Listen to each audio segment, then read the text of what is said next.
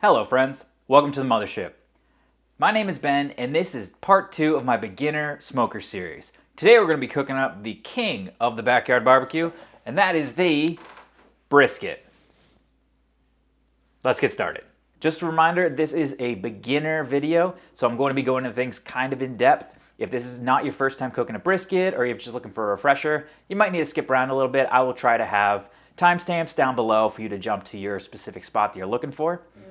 Now, when we're talking about any big cut of meat, there's a couple of things we need to think about, right? If you watched my last episode on the pulled pork, a lot of this stuff still applies. Number 1, how much food do we need? Number 2, when do we want to start cooking? And number 3, what are we going to need? So let's do a hypothetical on how much food we need. So let's say we're doing a 13-pound brisket. We're only going to have 70% of that after the trim before we cook. That'll leave us about 10 pounds. A pound a person, that means we can feed 10 people. Now, briskets obviously are different because some people might want the point, some people might want the flat, but in general, that's the rule of thumb I'm looking at because we're probably going to shrink this by about half and maybe end up with about 5 pounds of working food. Half a pound a person, it's plenty of food in my book. Another big consideration is how long is this going to take? In our 10-pound brisket example, I usually look at 1.5 hours per pound. That puts us at a 15-hour cook for a 10-pound brisket. On top of that, I usually add about a 6-hour rest, 6 to 12 hours. 6 is my general average. That's what I add in my calculations. So if we're doing 15 and then 6 hours, that's 21 hours. So we have to put our brisket on 21 hours before we actually plan to eat it. It can go a little bit longer in the rest, can go a little bit shorter in the rest, but having that cushion in there gives us some time to really play around, especially if the brisket takes longer than we anticipate or takes shorter. So in that example, if we want to eat at 7 o'clock, we go back 21 hours, we're gonna have to put it on at 10 o'clock the night before. As far as what materials we're gonna need, well, we're gonna need a brisket, obviously. We're gonna need whatever we're gonna use for our rub. So in our case, it's just gonna be salt, pepper, and garlic. We're gonna need a binder if you wanna use one. I'm not gonna use one here, but your binder material. You're gonna need something to wrap it in. Some people don't wrap their brisket. If you're following along with me, I'm going to use peach butcher paper. Some people use tin foil, not a fan of that, but butcher paper is what we're gonna use here. You're also gonna need fuel. If you're following along with this video, you're probably using a pellet smoker. A pellet smoker is gonna run through maybe a pound per hour. So if we're doing a 15-hour cook, that means we need about 15 pounds worth of pellets. If it's really cold right now when you're watching this video, you're probably gonna need more. If it's really hot, you might need less. But if you're just gonna use one flavor, 20-pound bag should probably get us through this cook. I'm gonna mix them two together, but that's up to you guys at your flavor profile. So before we actually start getting going, let's do a quick overview of what we're gonna do for this cook. First thing that we're gonna do is trim our brisket. We're gonna try and get off the fat and make it kind of uniform. And then we're going to salt it. After the salt sweats into the meat for a while, we're going to put our dry rub on. And then we're gonna put it in our fridge for probably about 12 hours to really let that dry rub get into the meat and start building a nice bark. For this particular cook, I'm going to throw it on around 10 or 11 o'clock, depends on what our trimming is gonna be. And we're going to let it run at 180 degrees for 4 hours. After those 4 hours, I'm gonna bump the temperature up to 225, and we're gonna let it run at that temperature until our bark formation reaches the point that I'm looking for. The point that I'm looking for is when I touch it and I try to rub off some of that bark, it stays firm. That's really it. That's all I'm looking for. Anything less than that, then when you wrap it, it's really going to just come right off and you won't have really any bark. And anything after that, you're kind of wasting your time. Because at that point where the bark is set is usually about the point of the stall, which really means that the meat is going to plateau in temperature. And once it plateaus, we're going to try and get around that by wrapping it. We're going to take the brisket off the smoker. We're going to put it onto our peach paper. We're probably going to put some tallow in there. We're going to wrap it up. Then we're going to put it back onto the smoker. And we are going to bump the temperature up to 250. And then we're just going to let it run all the way until the point where we pull it off. We're going to pull it off when the flat gets to probably around 195 degrees, but when it probes nice and tender like butter. I'm not even going to worry about the point at that point because I'm sure the point is going to be cooked way higher temperature than the flat because that's what always happens. Point has more fat. It can go to much higher temperature than the flat. So we want the flat, when we pull it, to be probe tender, probably around 195 to 200 degrees. At that point, we're going to put it into a cooler and we're just going to let it do its thing for 6-7 hours until we actually want to eat it. Sound good, guys? Let's get started. Okay, the first thing we're going to do on any cook, really, is to trim it. Now, on a brisket, there's many different ways to trim these. You can do just your standard backyard cook, which is kind of what we're going to do. You can do a competition style, restaurant style. Everybody has their own way to do things. If you want a specific style, definitely check out the internet. There's tons and tons of videos on how to trim a brisket. I'm just gonna show you how I do it, which is pretty, not too crazy. I do remove a decent amount before you guys freak out. I do take all of it, grind it up, and use it for burger. So nothing's gonna go to waste on this animal. But the first thing I like to start with is removing the decal fat. Now this chunk right here on your meat side is called the decal fat. What this is this connects the brisket to the underside of the cow's rib. And before we even make any cut, here's a pro tip. Make sure your brisket is as cold as you can get it from the fridge. Hard fat is much easier to move than once it cools off or once it warms up a little bit and then it's just sloppy. See how nice and hard this is? We want to get rid of all this hard fat in here. So I'm just going to lift her up a bit and then just kind of scoop underneath here. Now if you look at it, you can see this is all just hard, gross fat. No one wants to eat this, so we're just going to completely remove it. Now while I'm looking at the meat side, I'm going to take off just some of this crud that's on here. You can take off all the silver skin if you want to. You don't really need to get all of it. I try to get it, a decent amount of it. If I just sat here and tried to pull it all off, it'd probably take me a while. It's not really necessary, but I do try to get off some of this, little gross pieces of fat and some of the silver skin while retaining as much of the meat as I can. Now the next thing I like to do is flip her over to the fat side. And you see this little flappy piece right here? The name of the game in a lot of cases is we want the brisket to be just as flat as possible. That'll allow more even cooking. So this entire piece unfortunately has got to go. And like I said, everything that I do is going to end up into my grinder. So I'm not worried about cutting off all this. It's going to go into my belly at some point, just not with this cook. Now the next thing that I want to do is I want to take off all kind of the funky sides that came from the plant. So all this just kind of rough edges, I'm going to pull that all off. And I can also see right here there's a decent amount of fat on the side, so I'm going to just trim that down like so. The name of the game for the fat cap side, guys, is just to really honestly take your time. I'm not going to include this entire trim just based on time, but if you're not an expert and you don't work at a barbecue shop, taking your time is completely fine. Just go slowly tick off the fat until you get to the depth that you're looking for. It's not a race, doesn't matter. We just want to make our food be good, and it doesn't have to be done in 10 minutes. Now, as far as the flat side of the brisket, I'm going to take this off right here. I'm going to just trim around because I feel like this really thin piece is just going to dry out way before the rest of the cut. And I know a lot of you guys don't like to do that just because it is an expensive cut of meat and you don't want to lose it. But I'm not going to want to eat it, and I'd rather have it be ground up for burgers myself.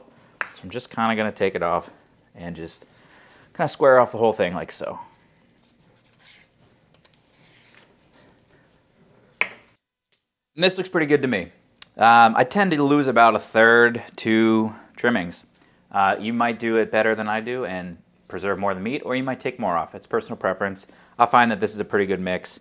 You can see there's still some fat on here, but we've gotten most of the problem areas. Still a little silver skin. I'm not too worried about it. Backside, unfortunately, here's some shavings that came from the packing plant, but I've trimmed down the fat side to about 1/4 inch. We've kind of rounded it off a bit all around. And I'm going to cook this fat side down, so I'm not worried about these shave spots. If you're cooking fat side up, this is where your juices are going to pool and really just knock off your bark if you have any. Since I'm cooking it downside, I'm more interested about that fat cap staying on there to protect my meat and about having this meat side be kind of flat so that juices can just roll off of it and not pool and remove our bark. Now, if you followed any of my videos, you know that I'm a huge proponent of salting my meat prior to putting any of my additional rubs on. The reason I do that is because A, I make my own rubs, so it's not that difficult, and B, because I really like to dial in the amount of salt that I'm going to put onto the meat. The third reason is, as far as bark creation, salt is going to always end up going into the meat or just falling off. It's not going to create the bark that we're looking for. That's going to be our peppers and our garlics and everything else. So if you put the salt on first, that allows more surface area for your peppers, your garlics to actually create that bark. I measured out the amount of salt that I'm going to use. After trimming, I've got about 9 pounds of brisket. I usually use a ratio of 1/2 teaspoon per pound. So that ends up with 4.5 teaspoons of salt. And what I'm going to do is just coat the whole sucker, put it onto a wire rack and into the fridge. I'm going to start with the fat side because if it falls off when I put it onto the wire rack, I don't care as much. I don't think as much of that's going to end up sweating into the meat as it will on the meat side. When you come back in a couple hours, you should see that all the salt is gone, and that's the point we'll move on to putting on the rest of our rub. If you are going to use a commercial rub that has salt in it, you can just skip forward at this point.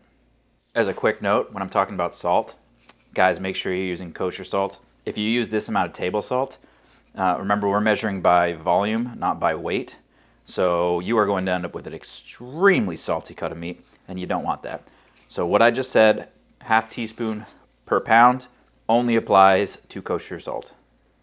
Our meat has been in the fridge for a couple of hours, and now it is time to finish putting on the rest of our dry rub. I'm not going to use a binder on this. I usually only use binders for pork shoulder, ribs, etc. I haven't ever really felt that brisket needs it. Everything in here is pretty darn well to it. The things you might be wondering is how much of each ingredient to use and which ingredients you want to use. The standard is pretty much just salt and pepper. We've already got salt on here, so a lot of people just put pepper. I tend to put garlic on just about anything. I like to use minced garlic, but I don't really have much, so we're going to have to substitute garlic powder because I didn't plan ahead. So what we're going to do is start with the fat cap side.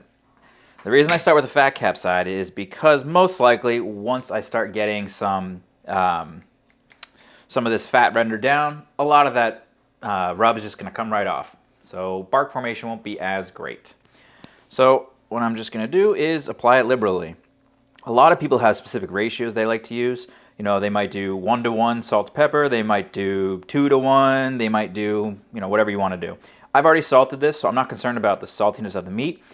I'm really just going to apply it liberally, excuse me. I'm going to give a nice full coating just like that to the outside, and then kind of do the same with garlic powder. If you do want to do a ratio, remember we did 4.5 teaspoons of salt. So if you want to do 1-to-1, you would do 4.5 teaspoons of black pepper. In general, I use the thick black pepper.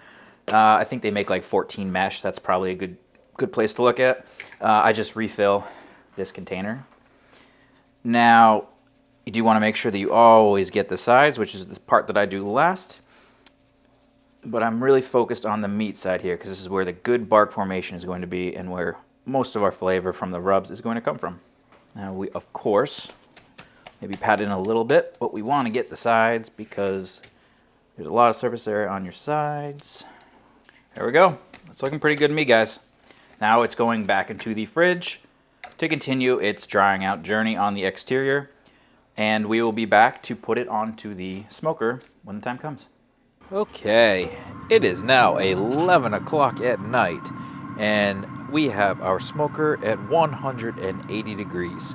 I have the brisket on the top rack, and that is because the heat is coming from below on this pellet smoker, which means I want to have the fat between the meat and the heating element. In this case, that would mean it's fat side down. I'm going to let this run at 180 degrees for probably about 4 hours, then I'm going to bump it up to 225. The reason that I do that on a pellet smoker is the most amount of smoke you're going to get is going to be in this really early stage in the very low temperatures.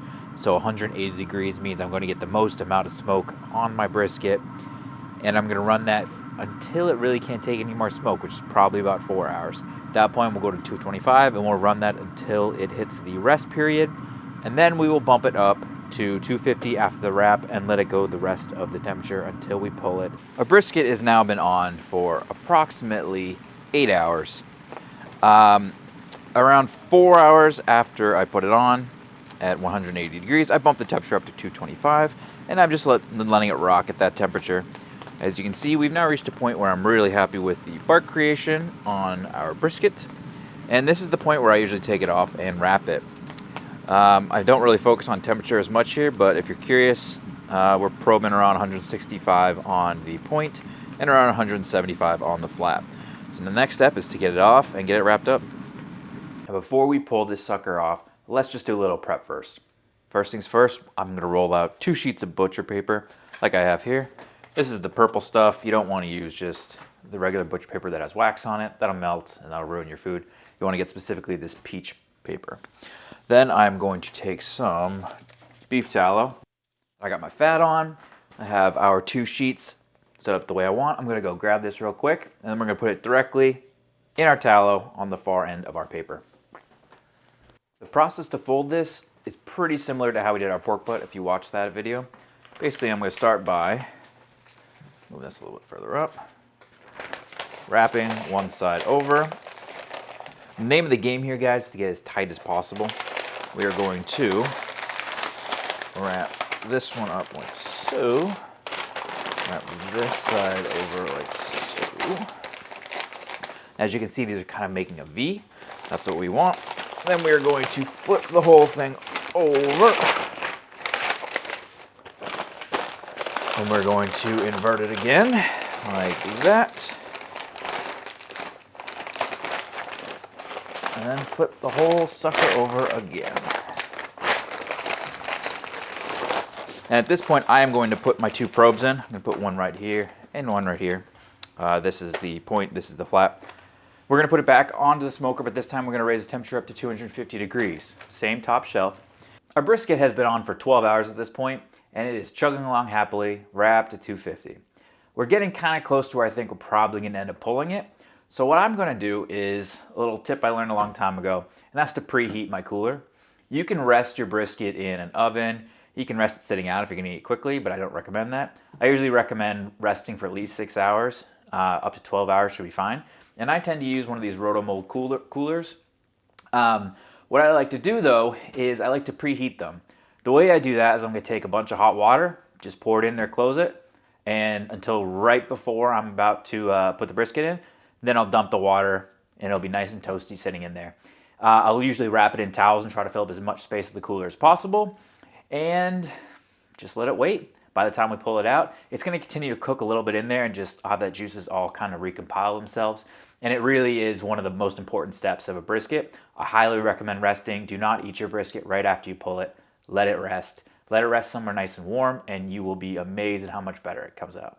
I just pulled our brisket, guys. It has been 13 hours since I put this on. Right now it is noon, and I put this on at 11 o'clock last night. What I'm looking for when I pull my brisket is not a temperature. It's not really anything concrete. I'm looking for feel mostly. I have probes in and I'm looking to see when the temperature gets to around 190. Anything after that is more about feel. Now, if this is your first time cooking a brisket and you're doing a whole packer, you're gonna realize that the point cooks a lot faster than the flat. That's because all that fat. Don't worry about it. It can take more heat than the flat can. So when I actually pulled this, I did a temp check. My flat was around 196 degrees in the thickest part, and my point was like 204. Now, when I say I'm looking for feel, when you put your probe in, you want it to go in smooth, just like butter. If it goes into the flat and feels like butter, pull it.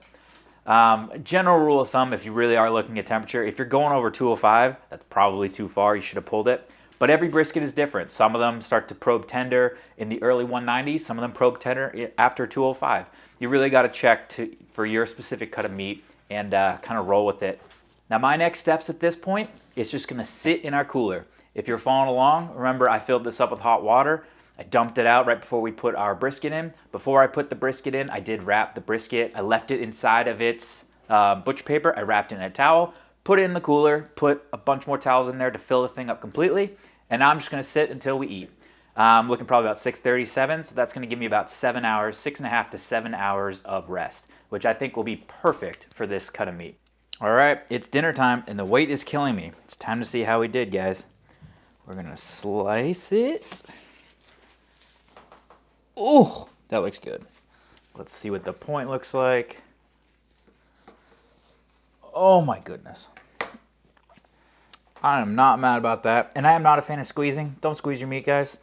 What's going to happen if you squeeze it is all your juice are going to come out, but trust me, that looks pretty yummy. So obviously this looks absolutely fantastic. And without further ado, it's time for me to give it the old taste test. So what I'm going to do first is give myself a piece of the point because I cooked it, I get to eat it. That looks pretty yummy to me, dudes. There is no better bite in barbecue, guys. That right there is my favorite. The point, the edge of the point where you'd make your burnt ends, that's the best. We may as well give a little piece of this flat too, in case you guys are into the leaner side. Not dry. Everything is just the way I wanted it to. Good amount of garlic, good pepper taste, salted perfectly. This is the way I like my briskets, guys. And the best part about a cut like this, if you have any left over, it'll still get eaten. You can make tacos, you can make whatever you want. We're gonna enjoy this tonight. I hope you guys enjoyed this video. Cook something fantastic, guys. I'll see you all in the next cook.